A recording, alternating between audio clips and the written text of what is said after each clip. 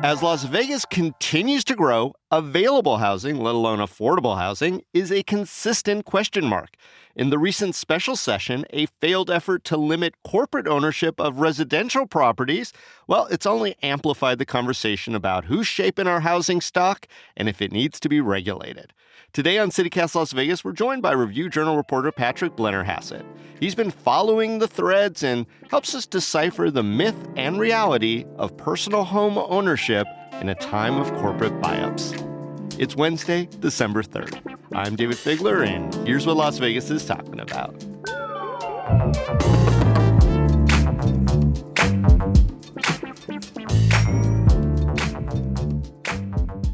Patrick, Las Vegas got hit perhaps harder than anywhere during the big 2008 recession and the collapse of our housing market. How has the reaction and recovery from that dark time in Vegas history set the stage for where we are now? Yeah, it's really interesting because if you're kind of doing a scorecard about who got hit the hardest by the 2008 recession, you'd probably say Iceland, then Phoenix, then Las Vegas. So we as a city are way up there. And so the quick and dirty Coles notes is that essentially Las Vegas's residential real estate bottomed out so badly after 2008 that they essentially, as a crude analogy, they couldn't give homes away. And at the same time, what was happening was Wall Street was figuring out in terms of technology about how to buy homes en masse. And they also saw the opportunity to sort of commodify the housing market. As Wall Street goes, you buy low, sell high type thing. So they saw an opportunity there. They bought up a lot of houses in Las Vegas, and they used a lot of local realtors. And I've spoken to a number of them, and they basically said that these investors sort of came in and said, hey, we're just going to help out the local housing market. We're going to buy a few homes, and then we're going to sell them back to the community. That never happened. Zoom forward to 2025, and we just had a recent study come out from UNLV. They've essentially purchased 500,000 homes in the Valley since 2008. We don't know how many they still own, but I would assume that it's probably fairly close to that because these corporate investors and Wall Street-backed hedge funds, they don't like to offload the property unless they absolutely have to. Yeah. And Vegas gives them a really good ROI, so... Yeah, and they're using this as rental properties, basically, maybe also Airbnbs, but essentially rental, yeah. Yeah. And when you say they, we're referring to this kind of sketchy, shadowy corporate entities and hedge funds. Are there big ones that, have left a bigger mark, I guess, than others? Yeah, I just did a couple investigative pieces. The two largest homeowners in Clark County are Progress Residential and Invitation Homes.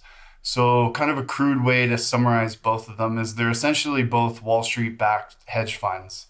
Mm-hmm. And to boil that down even more, basically a whole bunch of really rich people to get together and they direct private equity to invest in something. And we've kind of seen this story play out in other markets like hospitals. The Strip is going through this as well. Private equity is essentially buying up America and trying to maximize profit wherever it can. So Las Vegas's housing market is a perfect example of this. Yeah, I guess we were in fire sale times and, blessed algorithms and analysis and now AI. Boy, we really do seem to be targeted. Patrick, what percentage of single family homes in our valley do you think are owned by corporations at this point? I know you threw out that 500,000 number, but what percentage do you think currently are under these kind of big corporation ownership model?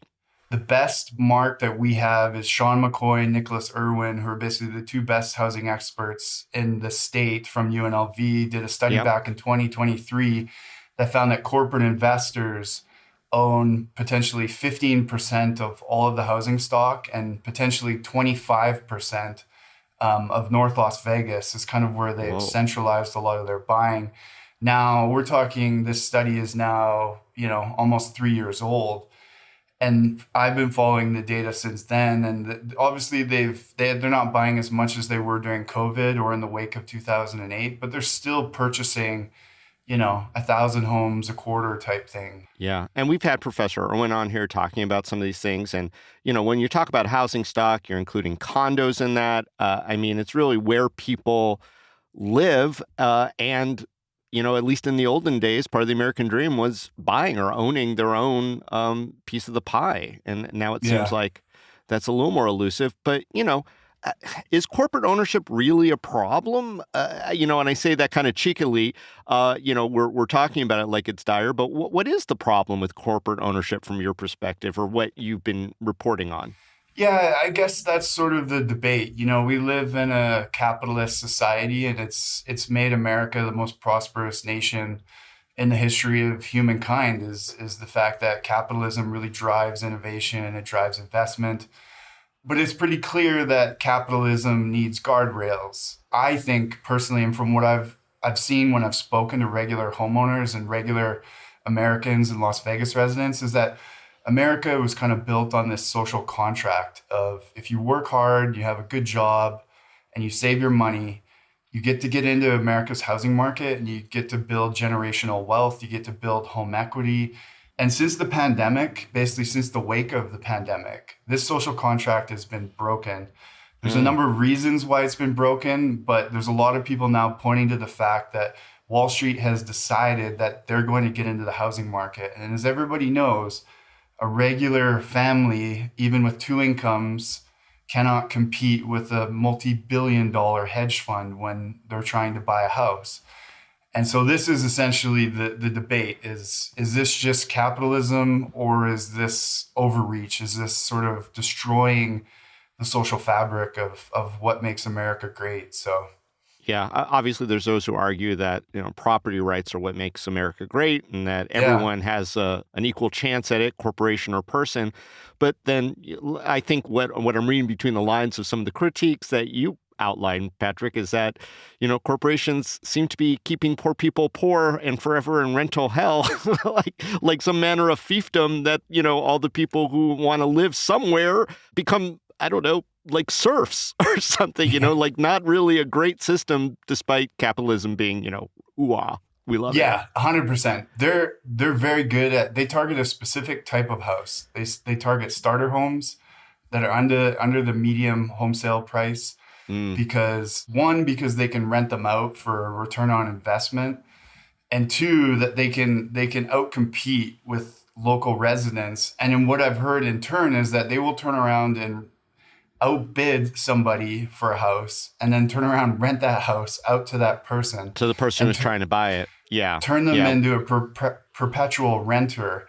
And that's sort of, I think, a scary thing to think about. I was up in North Las Vegas talking to actually a worker who works for American Homes for Rent, which is another big one. And he sort of talked about this idea. I think it was sort of said at one of the World Economic Forums, where you'll own nothing and you'll be happy. And that's a great motto. Yeah, I love that one. That's just a poster waiting to be plastered all over the place. Yeah, and you can interpret that any way you feel, but there's a lot of people out there that interpret that as kind of a dystopian nightmare. So that's how I received it, Patrick, just now. Yeah.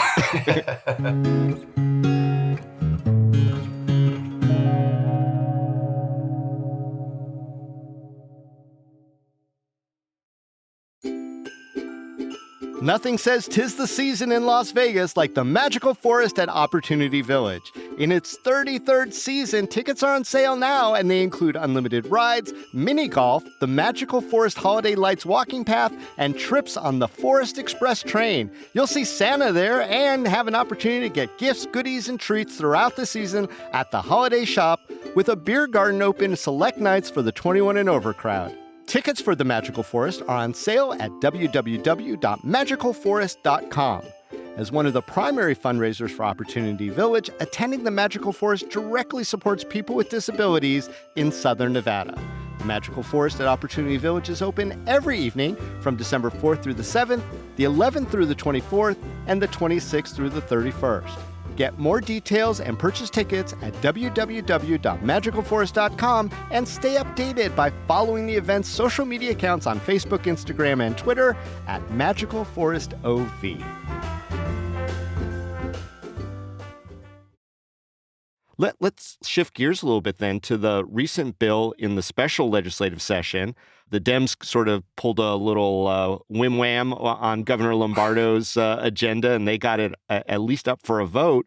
It's one that wanted to cap the number of units that a corporation could own in our valley, but it failed. Patrick, why do you think it failed than just not getting enough votes?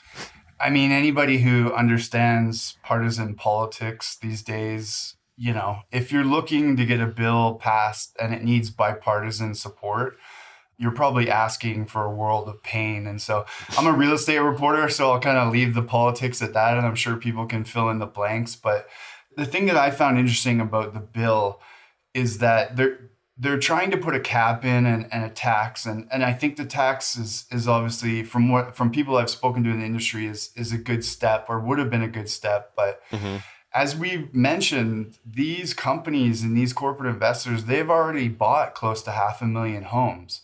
So in a lot of ways, you're essentially, by capping them now, you're putting a Band-Aid on a bullet wound. I mean, the damage has already been done if you're not a fan of corporate investors. So capping them now. The other thing with these companies is that they're very good at sort of breaking off into LLCs. Sure, you want to cap how many they've bought, but they've already bought a lot and they already have control of them. And if they do want to get rid of them, they just swap them with another company. Yeah. What the Valley's problem is right now is non-primary residences. I'm working on an investigative feature right now, and I have no idea how long it's going to take. It's probably going to be months. But I'm trying to find out how many residences in the county are non-primary. And from the initial data that I've been able to get and scrape from the county, we could be talking like close to half, which is a absolutely mind-boggling number to think that half of the residences in the county are not primary, which means that they're either corporate investors, vacation homes, Airbnbs, or just rich people buying a house and sitting on it and maybe staying in it one weekend a year, right? So this is more of like where the systemic issue with Las Vegas's housing market really gets to, is that Las Vegas's housing market is not owned by Las Vegas residents. Yeah. We are owned by California. We are owned by Florida. We are owned by New York. We are owned by Wall Street. And I'm guessing foreign countries too. I mean, if it's good for Wall Street, it's probably good for China and a number of other places. Follow that money. I come from Vancouver, where I was an economics reporter as well. And we had and still have a serious issue with Chinese ownership of homes. Because you're not playing on a level playing field. The average person in California makes well over $100,000, and that's almost double what somebody would make in Las Vegas. So we don't have the purchasing power. So if a California resident is relocating to Las Vegas, he can outbuy anybody and everybody. And this is the problem, is local residents are just basically getting pushed out of the market by people with more money. So yeah. And you hear the complaint. I live in the downtown area, and I befriended a lot of people who work down here but can't afford to live down here. And they have stories, we put in a cash offer, what was being asked, and then all of a sudden we were outbid by somebody who does not live there now, right? And this is a very common story, whether it be because someone turned it into an Airbnb or whatever. And, there's all this other pushback. One last question, if you've been following it or not, Patrick, but, I remember that Representative Stephen Horsford and his colleagues were looking at this from a federal standpoint, trying to limit the influence and impact and breadth of corporate ownership of housing. Whatever became of those federal efforts? I mean, once again, partisan politics. If you're trying to get any type of legislation passed that needs bipartisan support, it's really not going to go anywhere. This is obviously not a problem that just Las Vegas is dealing with. As I mentioned, it's a problem in a lot of Sunbelt cities, Phoenix, Atlanta, Miami, even up in Washington State. There's been some political movement on it. I don't know, and I hate to give you the I don't know answer, because this is where you get into the debate about whether or not the amount of regulation that there should be on the housing market. Yeah. There's a lot of people out there. There is one study out there. There's a lot of people who love that free market thing, let the market sort it all out. And I get that too. Sure. But, Yeah, there's definitely an argument for that, but there's also an argument for the fact that if I'm a regular person, my wife and I are perpetual renters here in Las Vegas. We don't even have a discussion about buying a house because it's just too expensive. Yeah. So you're turning regular people into perpetual renters. You're also not allowing them to move up the food chain economically. But in terms of actual legislation on a federal level, I when pigs fly, we will probably see some type of movement. It is kind of one of those things where, left and right, conservatives and libs, Democrats and Republicans don't seem to see eye to eye on this. But now if you take it down to, like, say, the municipal level, those boards, especially in our community, tend to be a little more in tune with each other, a little less partisan. Are you seeing anything on the ground with the different municipalities here in Southern Nevada to approach this issue? Because I'm sure they're hearing from their constituents too. 100%. It was funny because during the election last year, a bunch of the politicians who were running, Republicans and Democrats, polled all of their constituents, and a lot of them came back and said that corporate investors in the housing market was their number one issue. Wow. And so all of a sudden my phone's ringing off the hook and all these politicians want to get quotes, work with me on these stories because it kind of came out of nowhere. And, we can, once again, on a state level, on a local level, on a county level, I'm not 100% sure what you can do, because you brought up a really good point, is that one of the fundamentals of a democratic society is that you have property rights. And essentially a corporation has the same property rights as a person. Yeah, I've heard that corporations are people, my friend. Yeah, they are. And as that famous documentary that came out many years ago, if a corporation was a person, it'd be a psychopath, because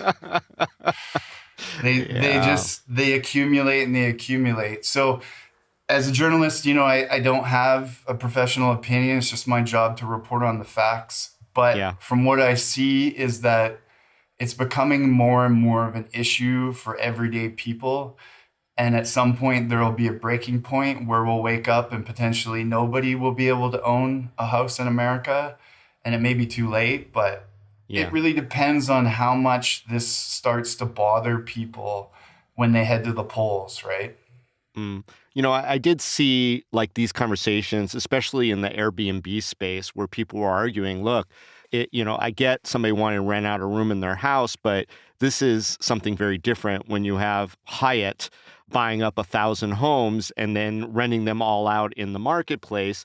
But the municipalities, specifically like the Las Vegas City Council, of course, infamously, the county commission is dealing with this issue. They do seem to be able to at least shape policy or regulations a little more directly. Do you see any desire to do that on the North Las Vegas City Council, on the Las Vegas City Council, on the Henderson City Council at this point? Yeah, it's clearly an issue. Talking about corporate ownership. Yeah. Look, it's clearly an issue, and everybody's clearly talking about it. But I think the $1 million question that nobody has an answer to is how to fix it. And that, I think, is the problem, because if you actually really wanted to fix it, you would tell corporations that they can't own homes, and you would take the homes away from them and give them back to regular Americans. The other thing that I think, not to drift away from your question, that we haven't brought up that is probably really important, is that these corporate investors use artificial intelligence and technology to set their rents, and they set them as high as they will go. And they have a very clear strategy, which is pump and dump. So get somebody in, get them renting as high as they possibly can. And if they miss rent once, evict them and have somebody else come in for $100 more. And this is the story of private equity. We're seeing this on the Strip right now, is that private equity is bought into the casinos. And now we have $15 orange juices in your hotel room, right? Right. But I get that. And I've heard that. And I'm really glad that you brought that up, because ultimately it becomes a rent setting thing as well, where they are trying to maximize their profits. And it doesn't help Nevada that we have the most, I would say, arguably the most landlord-friendly eviction laws in the country. We're the only state that has what's called summary eviction, which makes it a lot easier to kick people out for missing that payment, which is devastating, right? So you got this sort of reverse rent control going on. You've got this maximizing of profits, and you've got cold-hearted corporations. What could possibly go wrong? I appreciate the effort in the legislature. I think a lot of people were kind of rolling their eyes, not just because the toothpaste is out of the tube, but because corporations are really good at workarounds, and that they would figure out a way to change names and break down LLCs, et cetera. I wonder what comes next, because the corporations can't duck these legislative bullets forever. Do you think there will come a time when corporations, if not becoming more benevolent, will do something that's a little more friendly to the populace? I would say one of two things. One, like you mentioned, at some point there's a potential that Congress gets involved and actually passes something that has teeth, but I believe that we would probably have to get to a pretty bad tipping point to get there. The other most likely scenario is that for so long, housing has been a safe and easy investment. Sooner or later, I hate to say this, but we will have a downturn in the economy. We will have a black swan that will come in and everything will go down. And the only question I have is that if Wall Street can't make money on these homes anymore, what do they do? And the only answer that I kind of have is looking at what Wall Street does when an investment doesn't give them an ROI is that they dump it. Yeah. And we could see an absolute sea change in the housing market if Wall Street, or if Wall Street in general has a massive downturn, like if there's a bubble around AI and that pops and all of a sudden these private equity firms are like, okay, what can we offload right now? They might offload their housing stock. So those are probably the two most likely paths that we could take with this, is that, it gets to be such an issue. A rainbow after a lot of pain, or, somehow legislators or elected officials figure out a way to kind of curb or at least direct a brighter future for the locals who want to own property. Or in 2026, it becomes an actual election issue along with immigration, along with the economy, and people start getting voted in because their constituents are telling them to get Wall Street out of their local housing market. So one way or another. Yeah. Yeah. Well, Patrick, I really appreciate your reporting on this, and thank you for joining us today on CityCast Las Vegas. Thanks for having me. It was great.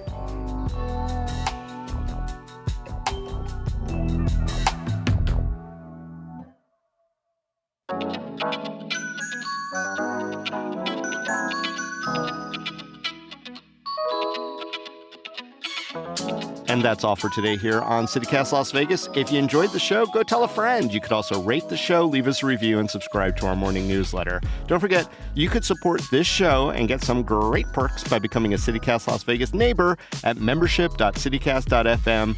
We'll be back tomorrow morning with more news from around the city. Till then, stay lucky.